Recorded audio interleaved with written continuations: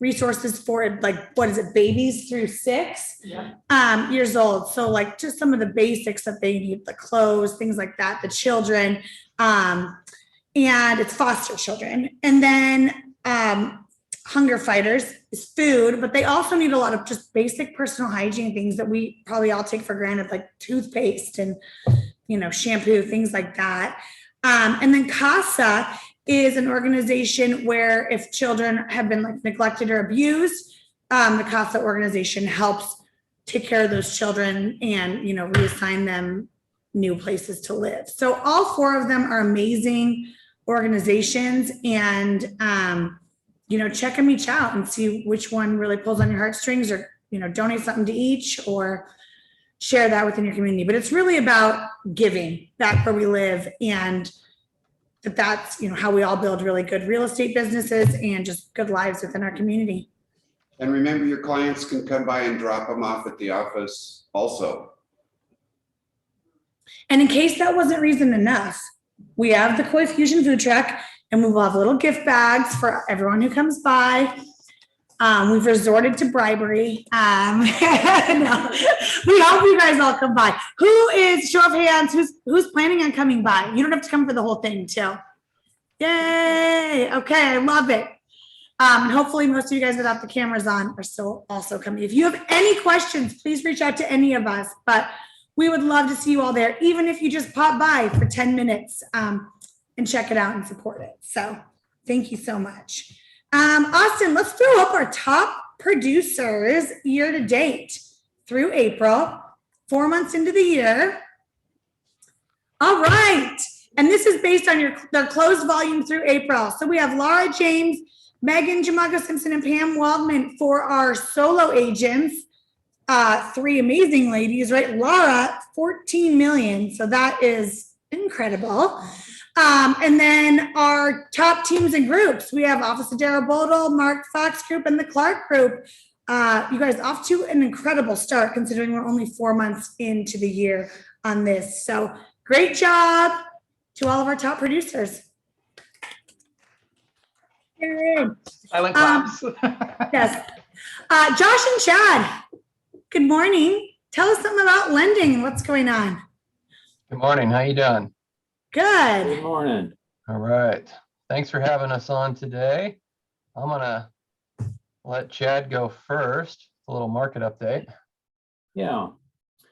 So just want to give you a brief market update, what we're seeing currently.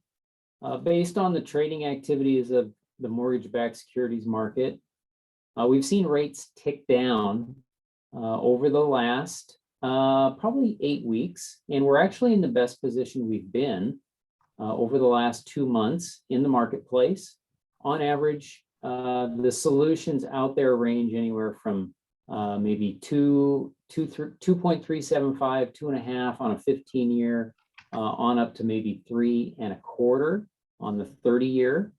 And most people who have reasonable credit, some type of down payment, can typically expect to be landing in that range unless they've got some other nuance that's affecting their situation. Might be just a scotch higher, but still unbelievably opportunistic with what's out there. The other piece that I would add this week that we're going to be paying attention to is 2 indexes that report on a monthly basis. It's the Consumer Price Index and the Producer Price Index. The CPI measures what are consumers paying on the street for services or cost of goods. And then the Producer Price Index is trying to measure what is the cost of the manufacturer or the entity that's producing or providing the services, the costs to them. If those read higher than anticipated, that can be an indication of inflation in the marketplace, which interest rates potentially moving higher. So definitely with everything that's been going on with COVID over the last year, we pay attention to this marker a lot because it can give us a prediction around where rates might go in the future. But for now, we'll celebrate the fact that they are in the low 3s and upper 2s again. So get the word out to your clients and your database. Now is the time to jump on an opportunity. All right. Thanks, Chad. I'm And then going, before you go, Josh, I just want to say thank you to both of you guys and thank you to Academy for sponsoring the Koi Fusion food truck for Red Day. So we really appreciate it. Thank you guys. absolutely. I wanted to also quickly share just a refresher on some low down payment options for folks. I know there is, hold on, let me pull that up. Screen one, share. All right, can you see that okay?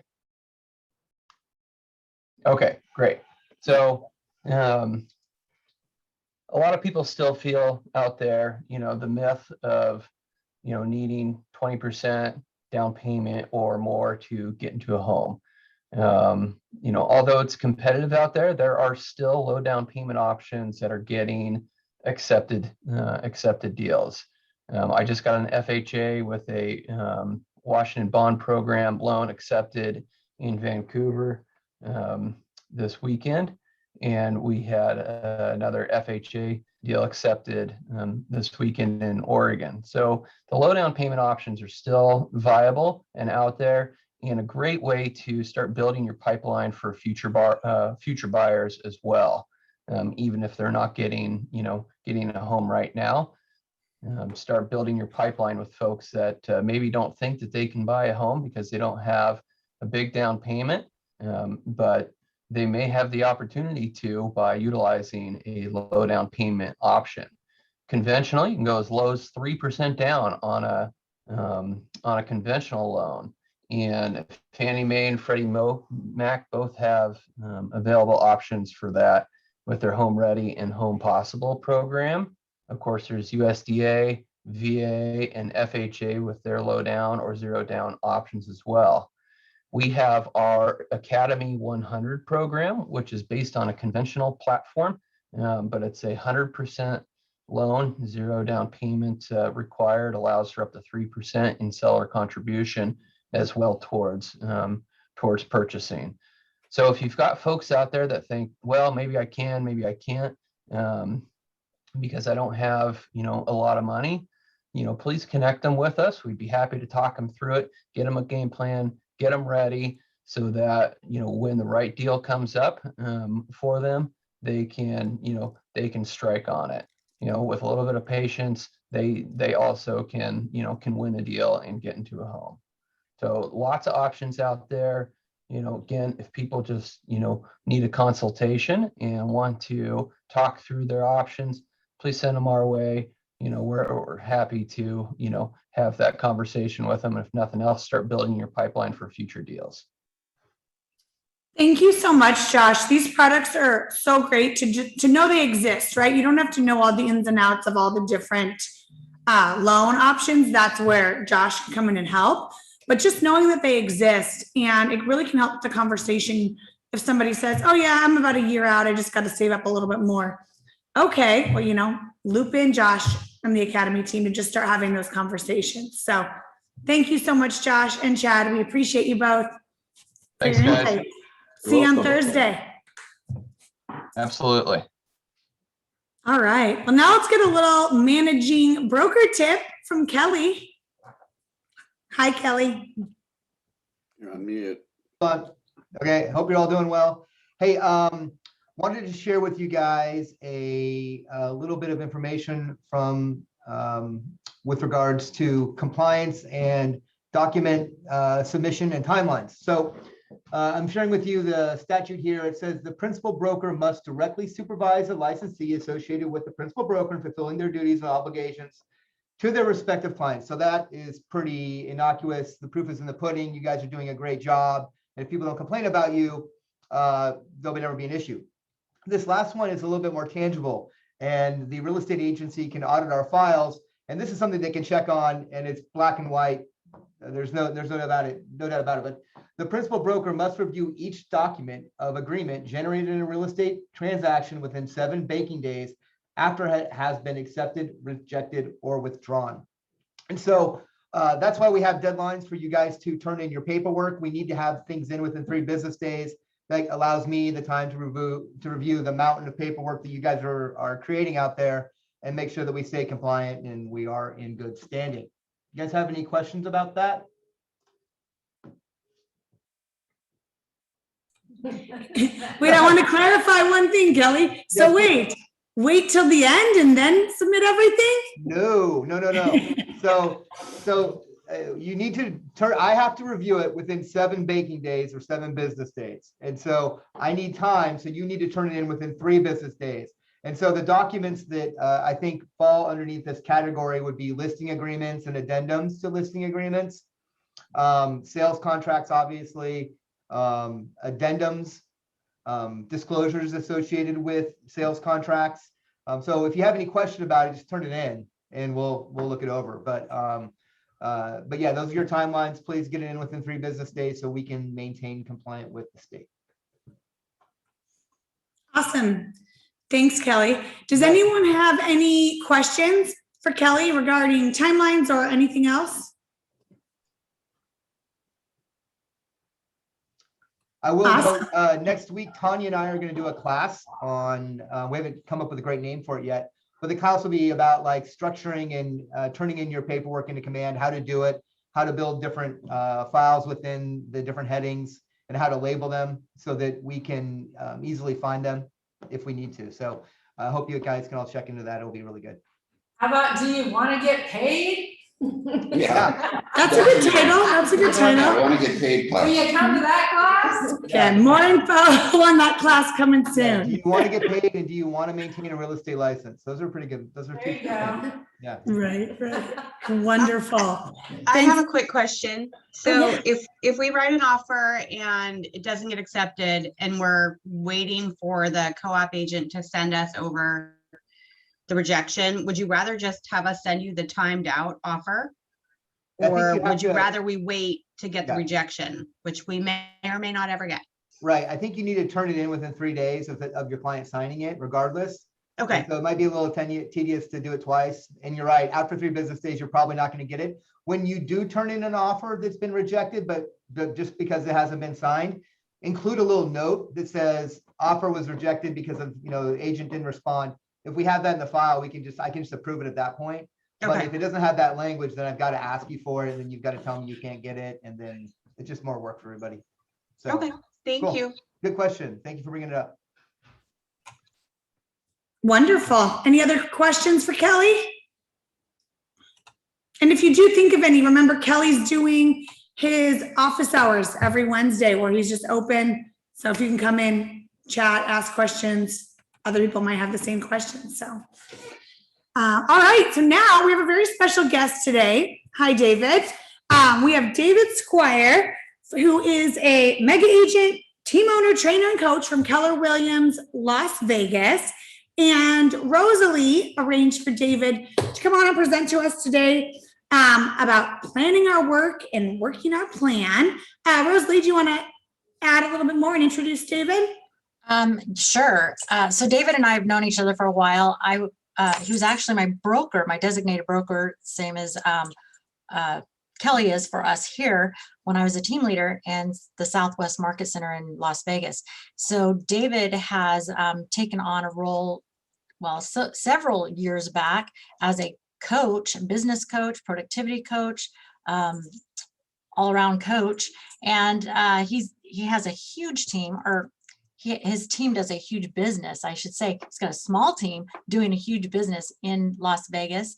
And he's a great friend of mine. So he's said he'd come on here and talk with you guys today about your business plans and revisiting those business plans since we're basically at mid-year. So thanks for being here, David. You might want to unmute yourself though. By the way, no, you don't need to give me controls. I'm good. I'm always tempted to come on to these introductions and come in with some stupid accent or something really funny that like what's up, yo, dog, or something funny, but I didn't do it. So I would have done that to embarrass you, but I didn't this time. So thanks for having me. I'll be here all week. In fact, I will be there in Portland. What's our dates, Rosalie? 20th, The right? 20th. Yeah, he'll actually be here on the 20th for our business coaching. Cool. I'll get to meet y'all then. But so tell me so I know we have a broker. And I'm assuming we have a team owner, and do we have an admin? Who do we have in the room? Just run through that with me real quick. We have all different types of people. We have our leadership, we have solo agents, we have team agents. I mean, we have the whole gamut. In this Zoom right here. Who do we have? Everybody. Yeah, just what I said. Yeah, everyone. Okay. All right. Good. Okay. So, cool. I thought it was just a team, right? And so, so cool. All right, let's rock. So here's what I think. Business planning is one of my favorite subjects. I've been in the business since 1988. I think, do I have you beat, Rosalie, or not? I do, barely. However, she has me beat because she had a mega team and I had a mega team, and she did the same volume as I did with a quarter of the agents I had. So she's got that on me. So I've been in the business since 88. So I've seen every single market come and go. And you know, of course, if you haven't read the email, by the way, does everyone have a pen and paper? Okay, cool. If you haven't read the E-Myth Revisited, it's one of the classic books that I recommend to everyone I coach.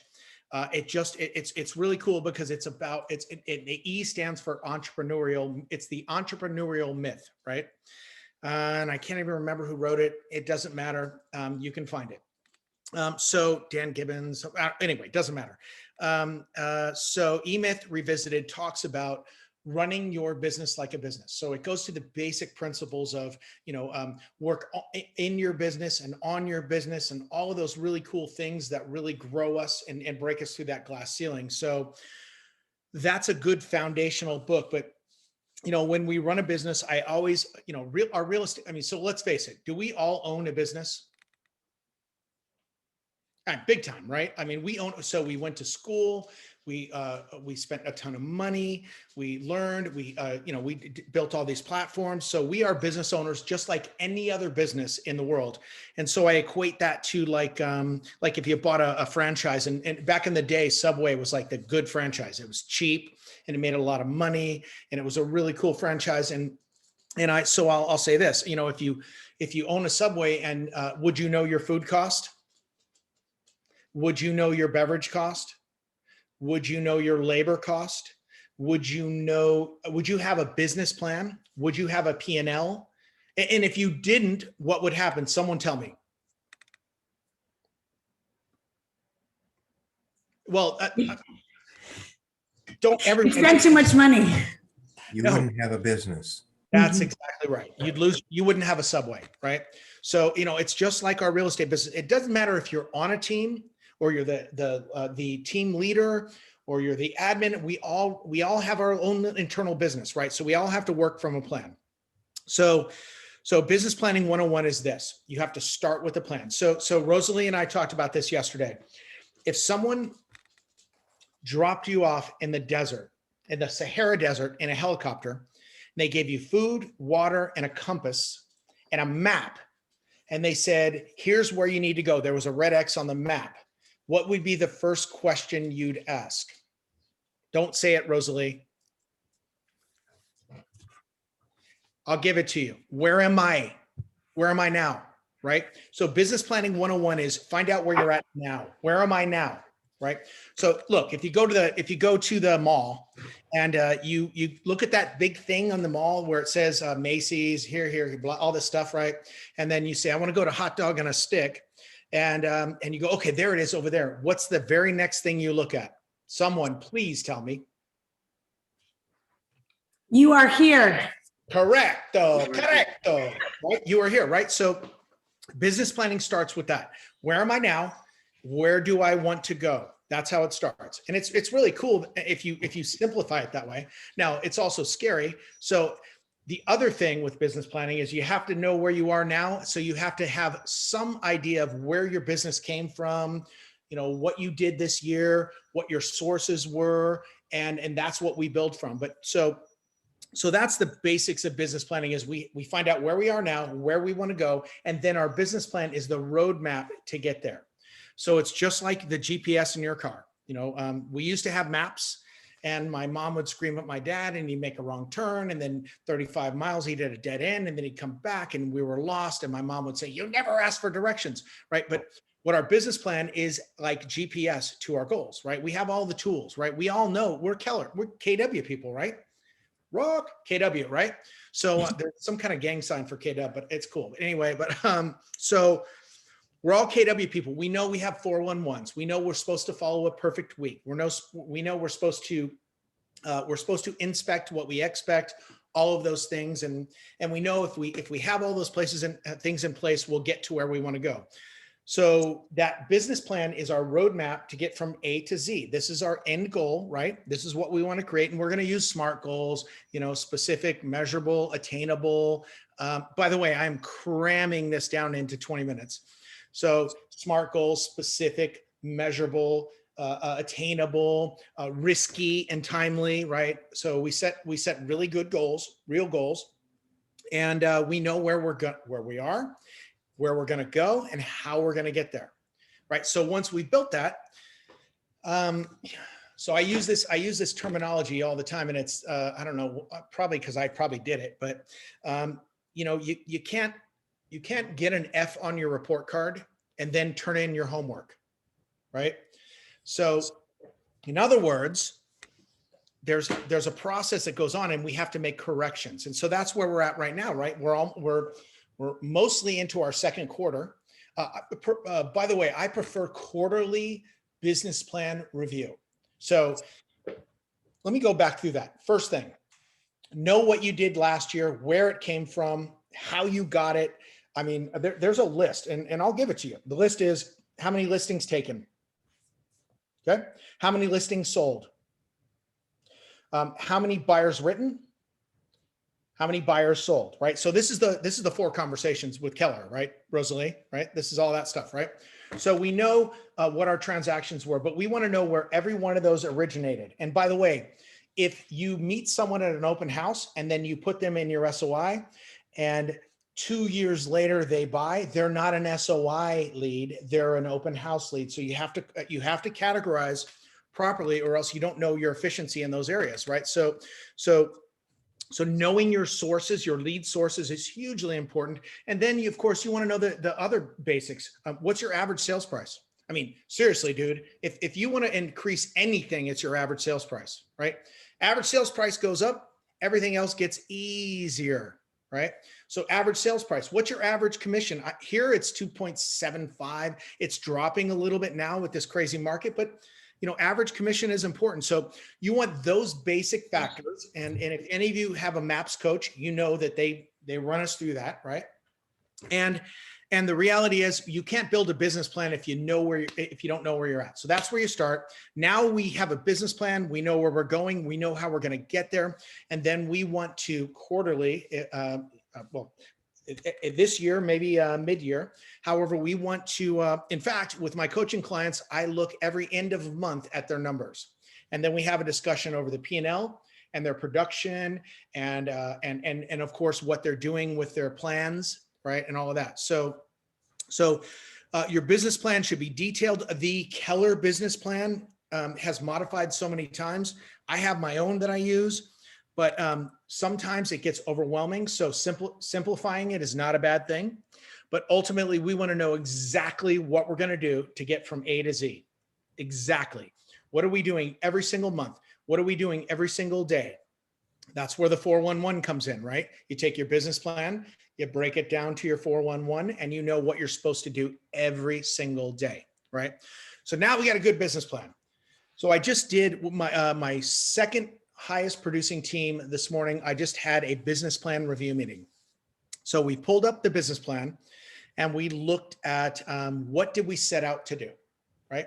And then there were some things that we screwed up on, and there were some things that we said, oh crap, we got to fix this, right? So basically what you want to look at now, mind you, I'm assuming you have a business plan. If you don't, I hope this inspires you to get a business plan. It doesn't matter what, and by the way, if you're a team owner, every single person, including your admin on your team, should have a business plan, and they should all fit together. Because are there any team owners in here? Cool. Okay. All right. So as a team owner, I think you should have so your business plan is like the entire team's goal, your entire team's sub goals are to support your goal, right? So what I think you should do is make sure you have your business plan intact. Even admin, they have a business plan. Every team associate on your team should have a business plan, and they should all support your main team goal, right? So that's a big thing in business planning and goal setting. So all right, so we have our goals, and we're going to go back through and review our goals mid-year now. And so we look at, okay, what is our average sales price, right? So that's a big thing. I learned that this morning. I didn't learn it, but I realized it again this morning, that average sales price really kills everything. And so wouldn't you guys all agree that in this market, average sales price is like a walk in the park for us? Yeah, I mean, it's a piece of cake, right? So, so how am I on time, Rosalie? You're great. You're good. Okay. So average sales price is just lending itself to us right now, right? We're all killing it there, which means we do less deals and we make more money, right? So that's cool. Now, the market will change. Don't you all agree? And it's cool because I'm going to talk about that next time when I'm there, first time I'm there, which is soon. I'm going to talk about that in market conditions. And, I'm nervous, as I have been in my, I screwed the pooch on the crash, right? Completely bit it. So we have to prepare for that, right? Market conditions are super important. However, right now, we are getting a better average sales price naturally. Now, the other thing is, are we looking at our business plan, and have we built into our business plan to increase our average sales price every year? So, most of us really probably don't do that, right? Most of us don't have a business plan, first of all. Second of all, we don't have a systematic business plan that covers all of those things that are important. Commission, average sales price, obviously volume, those sort of things are all built in there. But how would we, someone tell me one way to increase our average sales price? Anyone, even you, Rosalie? Go up in your value. I mean, the homes that you sell. Yeah. So change what your demographic is. Yep. Change neighborhoods. Yep. That's okay. So my favorite, that's it. That's what I was looking for. Who are you? Sorry, I can't. Brian. Hey, okay. Sorry. Change neighborhoods. So geographic farming is a good way. I'm old school. I'm old and old school. So geographic farming is a great way. You pick a neighborhood that's above your average sales price. It's like, getting into Lux, right? These people that work towards Lux, increase their average sales price.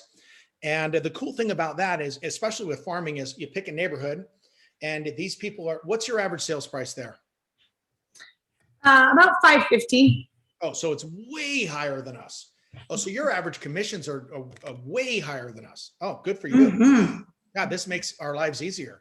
So, all right. So you want to get It's also more expensive to live here. Yeah, right. That's true. Yeah. So you want to get in the sevens, maybe, perhaps, whatever.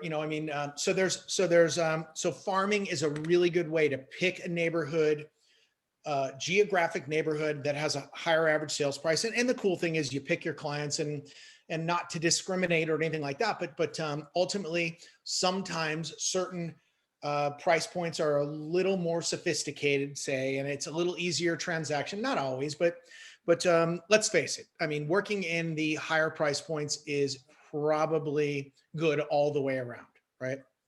So how do we get there? Farming is one way, but I'll tell you the number one way that's even more important is your SOI, right? If you build an SOI, a strong SOI, I'm talking strong. You communicate with them. And by the way, the days of the 33 touch, sorry, Gary Keller, I apologize. I have to pray to the Gary Keller God.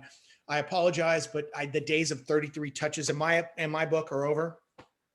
I believe that we bring more value up front and less touches because everyone's getting blown up these days. Again, that's my philosophy. Tell me I'm crazy, but I believe that we bring harder value and we connect better and we don't blow them up. So, I have a 17 touch plan for my team, which is basically what I coach. Not right or wrong, just a thought. But so our SOI, I believe, is our number one way to increase our average sales price, because think about it. It's seasonality, right? We season these people, and how many people in here have sold more than one home to the same person, like a move up home, right? Like I probably sold 4 houses, move up houses, their first home. I have one right now. I have a buyer right now that my team's working with that bought their first home with me, and now they're buying their second home. Now they have a crap ton of cash and they're moving up, right?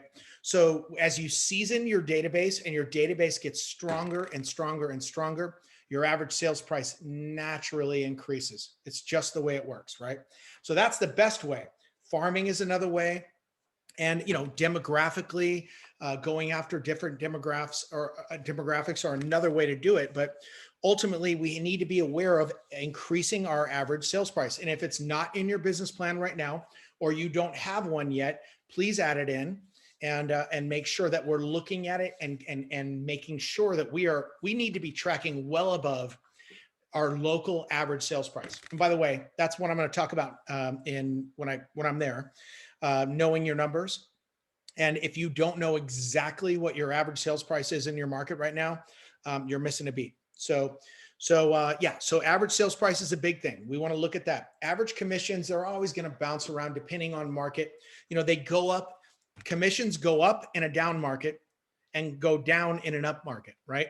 So we're less valuable right now to sellers than we were, right? In their minds, by the way. Are we doing the same work or more right now for our sellers?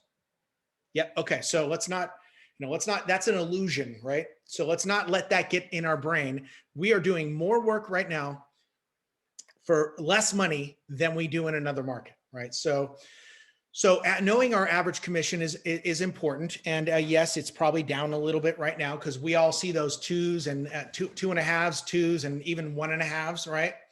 And of course, we're all ethical, so we are not going to hide those listings from our buyers. However, they sting when we get in a 1.5, don't they?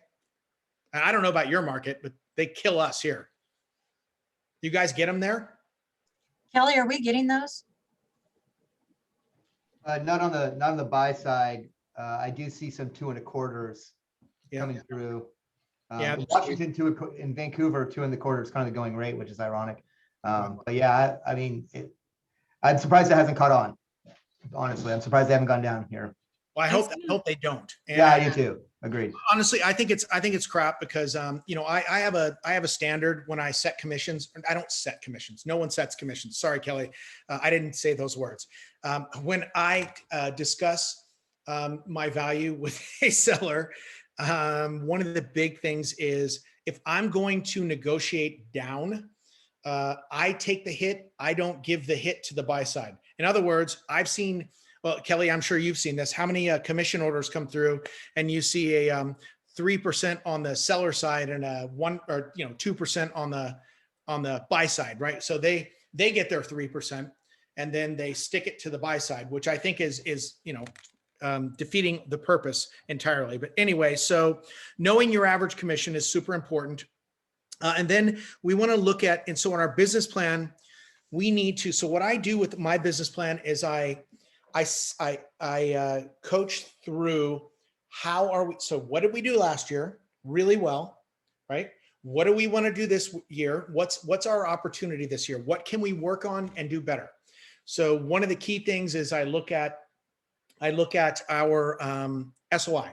How many people do we have? Now there's a couple things. So that if you look at database, if you read the red book, who's read the red book? Everyone raise your hand or I will hang up. Lie if you have to. And if you haven't read the red book, you missed a couple key points. And all of those things that Keller and Jenks, by the way, Dave Jenks, Rosalie, did you know that Dave Jenks coached me for 3 years? Dave Jenks was the co-author of the Red Book and Jay Papasan. But anyway, the Red Book being the best book ever written about real estate screams the importance of database, right? We know it's the foundation for our business. And again, like I just said, if you want to raise your average sales price, go to your database. If you want to increase your business, grow your database. It's all database, right? So So they broke it down to, and I think even in maybe in Ignite, we teach this, Rosalie, but essentially there's 3 rules. I said 4. There's 3 rules of database. One is build it, right? That's the first rule. So if you don't have it built, and if you're coaching anyone else or you have a team, but really you have to build it first. That means you use Command or Top Producer or whatever CRM you need to freaking build a database in some CRM, right? And then In command, okay, great. command people. Great. So we're using Command. So we have to build it in Command, which means we have to import. And by the way, most people's CRM in this business, I mean, Rosalie, you and I have been coaching for a lot of years. How many people have you sat down with and you said, oh, where do you get your business? And they say, referrals. Oh, cool. So you have a database. Yep. Cool. That's great. So where is your database? And they say, My phone. yeah, right. Google, I mean, I got them, Facebook, right? Paper. Yeah, right. Exactly. Right. Exactly. So this is an age-old lesson, right? That we learned that you have to build it first. It has to be in one place. Now that's cool because, by the way, you should not lead generate at all unless you have a database built somewhere, because it is worthless to lead generate and not have a place to put them and nurture them, right? So first rule of database, build it. Second rule is feed it every day. I mean, there's 1,000 times a day we can feed our database and we don't take advantage of that. By the way, this is part of our business plan, okay? Feed it every day. Thirdly, we nurture it. And when I say nurture, I don't care if you hit them 33 times, 17 times, 10 times, but it better be, you better show value and connect with your people. 2 rules of coaching: show value, connect. Write this down, please, everyone. I'm going to give you the, Rosalie taught me this part of this. This is Rosalie and I like combining on it. What was yours? You can't push a rope. You can't want it more. I can't want it more than you do. And what was your third one? Can't drag a dead horse. Can't drag a dead horse, right? So I want you to write these things down. In every interaction in real estate, you have to, these are the key things in all of my experiences. First of all, you have to show value. Okay. Secondly, you connect, right? And by the way, you can't connect until you show value. Okay. And then you need to appeal to their WIFM. What does WIFM mean? You said it, but what's in it for me, right? WIFM means what's in it for me, right? So everyone has a WIFM, including us, right? What's in it for me, right? So you have to appeal to their WIFM. You need to show value and connect with them, and you have to appeal to their WIFM, right? It's kind of like the call to actions, but not really. But essentially, you want to appeal to their WIFM. And then lastly, you want to show them you're great, not tell them you're great, right? So let's go through that again. We want to show value. We want to connect. We want to appeal to their WIFM, which is what's in it for me. And then we want to show them we're great, not tell them we're great. And that all symbiotically comes together. And when we're working our database, that's our primary goal in our business plan, is to execute that perfectly, right? And if we do, of course, we achieve top of mind. That means we have to give less effort, spend less money, and show more value, and we're going to get greater results, right? So does everyone agree with that? I want to see some high fives. Okay, cool. All right. So in our business plan, our database is a primary thing. What I do is I lay out exactly what we're going to do, and then I put it on a spreadsheet as well. Which is an in-your-face spreadsheet that we look at every single month and review. What do we have to do this month with our SOI? Well, we have to send out seeds for spring, say, right? All of that is written in our business plan. In fact, my business plan has the cost, right? How many people we're going to send it to, how much it costs per piece, and it all breaks down. And then we get a marketing percentage, which is a little advanced, but ultimately what we want to know is exactly what we're going to do with our database this year.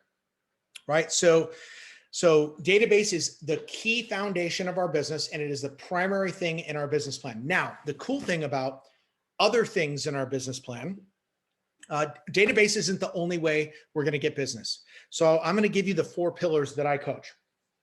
The first pillar in real estate. And by the way, I use pillars for growing our business as a symbolic thing. 4 pillars hold up the roof. Without one pillar, the roof kind of caves in, right? Get it? Right. So it's pretty symbolic. But if I were going to coach a new agent, the funny thing is Rosalie and I have worked through this together for years about all this stuff, hundreds of conversations about this. And I think we agree on this pretty much. But so if I were going to give you 4 pillars to build your business, in other words, 4 things to have in your business plan, they would be database and SOI number 1. Like the most important thing, it's the core of your business, right? The second pillar, let's say you're a new agent coming in. I think most of you would agree that social media, and especially with Command now, right? Social media and internet and just technology in general is probably a good bet, because I think you have a lot of leverage because it's not expensive and you get pretty good results. So it's not like throwing 1,000 business cards out of a helicopter on New Year's Eve over the strip in Vegas, right? You may get 20,000 business cards. You may get 1 call, and it's probably a rental, right? So with social media, I think it's a really good, you have to have a presence. And by the way, does social media tie in with your SOI or not? Yeah, totally big time, doesn't it? Right? Like when I'm on, so with 2 screens, if I'm calling SOI, I have their Facebook page open over here so I can see that they took their family to Disneyland, right? So SOI and social media tie together. So number 2 pillar is social media. And don't forget LinkedIn, by the way, because LinkedIn is great. You can get, by the way, if you don't have someone's email address, go onto LinkedIn, you'll find it, right? So anyway, so LinkedIn has to be a part of that. Even though it's not social media, it's business networking, you still want LinkedIn in that fold. So that would be number 2 is technology and social media.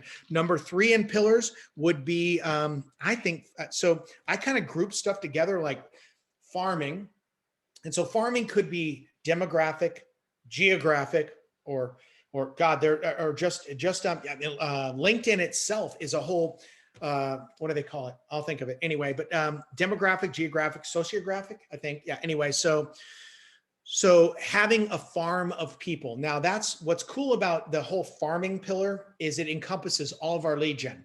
So if I were going to group everything, if I were going to have a pillar of farming, I would have a geographic farm. That means pick a neighborhood, like we talked about, right? Higher price point, maybe somewhere we really want to work. Maybe it's our neighborhood. Maybe it's a neighborhood we want to live in or work in, whatever. So pick a neighborhood. That's geographic.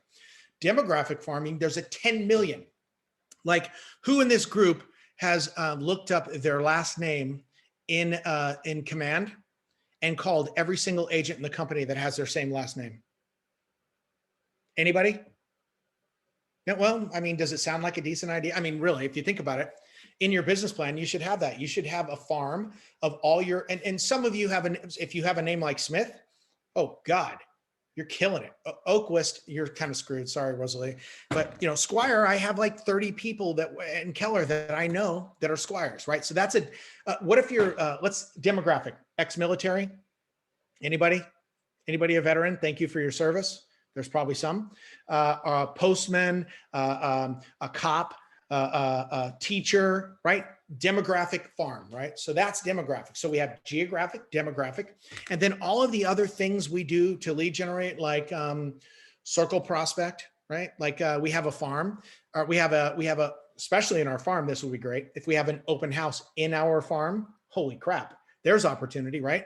So we are going to circle prospect, call everyone in that neighborhood and say, we're having an open house and you're invited, right? So scripts and dialogues. So circle prospecting, door knocking, all of those things fall into farming, right? Because you're farming some area. And then the last pillar. So let me go back. First pillar is SOI. Second pillar is social media and internet or any technology. Third pillar would be farming, which encompasses all of our lead gen stuff and maybe a geographic farm. And then the fourth pillar would be networking. Now, networking and farming kind of cross over. However, what I mean by networking is joining a networking group, or 10, right? In fact, it should be in your business plan to hit this many networking events this month, right? That's what a business plan is, right? So we're going to do this year in our business plan, we're going to do 12 networking events. Okay. So every month when we look at what we have to do this month, we figure out what we have to do for networking this month, right? And now it could be, so I'm a Rotarian, right? And I don't know if any of you know what Rotary is, but it's I don't want to say highbrow, but it is an honor to be a Rotarian. I mean, and it is service above self. And, you know, I do probably 30 events a year. I go to Mexico every year and build a house. And guess what? I don't do it for business. And if you look at the bold laws, right? Giver's gain, you know, what's the bold law that fits that best, right? We just go out there and be good people, and our world will grow, right? So you don't want it to be selfish. You don't want it to be entirely business focused. However, you need to network with people. And the thing if you haven't, there's this book that I read. Actually, I didn't read it. I do read, but I didn't read this. And I listened to it on tape. And I was coming back from a leadership. On tape, huh? You are old. Tape. Yeah. No, and it was an 8-track, actually. Yeah, an 8-track tape. So I listened to it, books on tape. Oh my God, that does make me feel old. Thanks, Rosalie. So I listened to it. I think it was a DVD. Anyway, it was called the 1 Minute Millionaire. And essentially it was basically, you know, just you can manifest anything in the world, right? It was a true story, and what you focus on expands, and all of those basic bold principles that we all know and live, right? But I mean, yeah, you can create anything. So the networking, the thing I learned from that was really cool is the networking thing was this woman figured out that you have a network, right? We all have a network, correct? Everyone say yes. And like, do I have to get up and do the dance, or we're all awake, right? Cool. Okay. So we know that networking, we have a network, right? But every person you connect with in this world has their own network. And if you can connect with them, it's like the Facebook law, right? Like you get someone, the average person on Facebook has 300 or it's probably 500 friends now, right? Let's say 500 friends. You post something that's really relevant that they really like, and they share it with their friends. They share it with 500 new people. And one of those people shares it with their 500 and their 500 and their 500, right? So the networking idea is you get involved with a networking group. You don't entirely, I mean, all you do is you go back to the basic rules, right? Our rules were we show value and connect. We appeal to their whim. And we don't tell them we're great, we show them we're great, right? So if you get into networking groups and you use those laws, right, eventually business will flow to you. I mean, that's our goal, right? So back to the 4 pillars. It is have a great database and kill it. Follow the 3 rules, which is build it, feed it, and nurture it, right? The second one is utilize social media and networking. Killer opportunity, cheap, effective, and it's hand in hand with your SOI. Third rule is farming. That means demographic, geographic, sociographic, any kind of farming you can do. Door knock, call, circle prospect, what doesn't matter, right? And then the last one is get into a networking group of some kind. If you're a foodie, meet foodie people. If you're a cyclist, go on bike rides. What do you love, right? Connect with people that have the same mindset as you do. Right. So those are the pillars of our business plan. Right. So we need to have those pillars in, and we need to know specifically what we're going to do for all of those 4 areas. Now, some of you have other areas that you do, right? But they probably fall into those 4 categories. Really, if you think about it, right? They probably fit somewhere. Right. So it doesn't matter what you do. It matters if you do it. Right. So we need to set exactly what we're doing.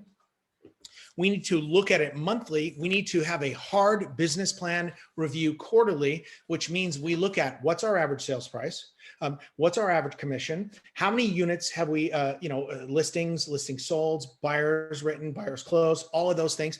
And by the way, the 4th conversation is how much money have we kept? Am I supposed to be looking at these chats, Rosalie? Am I missing anything? We can talk about them at the end, once you're done. I'm done. That's it. Oh. So that's basically it, guys. I mean, what questions do you have? How can we put this together? David, this was so good. Let's go back to some of the chat really quick. Laura James said that, yeah, working with some of the higher price point buyers and sellers are just as challenging as the same amount of work as the lower price point. So let's do more higher price point. Yep. A lot of people have seen that lower 1% commission in new construction. So just something to be aware of. By the way, they're traders. They're okay. traders. They're traders in this market, and they love us. Wait till the market shifts. The new homes are going to come back and go, oh, we missed you so much. What can we do for you? Traders. Okay, go ahead. Sorry. I love so many things that you said, David. And you said it very well as far as breaking out the activities that you're going to do. So often people focus on their business plan of I'm going to sell so many houses, I'm going to make so much money, but really looking at the activities that you're doing specifically to drive those pillars. So I love that. My favorite quote you said was, you can't get an F on your report card, then do your homework. So just looking forward to planning. It's the A to Z, right? A to Z is where we are. Z is where we want to go. But everything in between is that's what we all miss, right? How many of us do this in our business? Honestly, be honest, right? And so we need to become the cause of our business, not the effect. We need to have an attraction model, right? Where we attract business. And the only way we do that is the A to Z part. Let's go ahead. Next. All right. And I want to open it up to any of our agents who have any questions, feedbacks, thoughts. Is anyone going to go work on a business plan today? Any ahas? Well, I heard this and I loved it. It's not what you do, it's if you do it. That's brilliant. Action above all. I love it. Yep. Anybody else? Good stuff. Yeah, good feedback. And then we have a couple new agents on the call. Brand new. We have Brian Williams and Tucker Mortensen. If you guys are still on, welcome to the team. Hopefully you guys got some good tips. And then live in studio, we have Austin and Stacy. More of you can come here live now. Hey, Austin, what's up, man? Thanks for the email. But a different Austin. I know. We get each other mixed up all the time. Lots of Austins. But no problem. God, you guys But yes, so many good tidbits. I hope you guys all were taking notes. If not, we'll share some. But so many great things and good book recommendations. And I also love showing people that you're great, not telling them. Those are the rules. Wait, let's go back through those again. I'm going to do it one more time, then I'm going to let you go. Okay, love it. This down. This is the most important thing I can give you is we have to show value first and then connect, right? So that's the nurture is connect. And you can't connect unless you show value. How much time? Are we over? Oh, you're good. Yeah, let's do the recap. Let me give you my story of show value and connect. It's really quick. Go into Macy's, right? And the guy comes up to you and goes, "Hey, my name is Chuck. What can I help you find today?" And what do you say naturally? I'm fine. I'm just looking. Just looking. Exactly. Right. Okay. So then you go in and the same guy, Chuck, comes up and he says, "Hey, my name's Chuck. I know you probably know what you're looking for. I just wanted to point out that back rack over against the wall has 70 to 90% off. And we just stocked it today with some really cool stuff. And we have some specials going on. So find me at checkout and I'll see if I can find you another 10 or 20% off." That was it. Right. So imagine same guy, right? "Hey, how you doing?" And then this other guy comes up and shows value big time. Right. And so I was at Macy's and I said, I did it like a double take, like, am I on film? And I said, "Dude, thank you. And by the way, I bought stuff off the back rack." And then I said, "You know what? I'm looking for a sports jacket. Can you help me find a sports jacket?" Right. So a total turn on showing value, right? So once he showed value, I connected with him and then he walked me through, right? So show value and connect. Third is with them, appeal to their with them. Lastly is show them you're great, not tell them you're great. So if you don't have that written down, write it down. That's all I got. Any questions or we out? David, thank you so much. No problem. I hope it was valuable. Yes, thank you, David. We appreciate it. Bye, everyone. Have a great day out there. I'll meet y'all in a couple weeks, huh? Yeah. Love it. See you next week. Thank you. Thank you. Bye-bye now.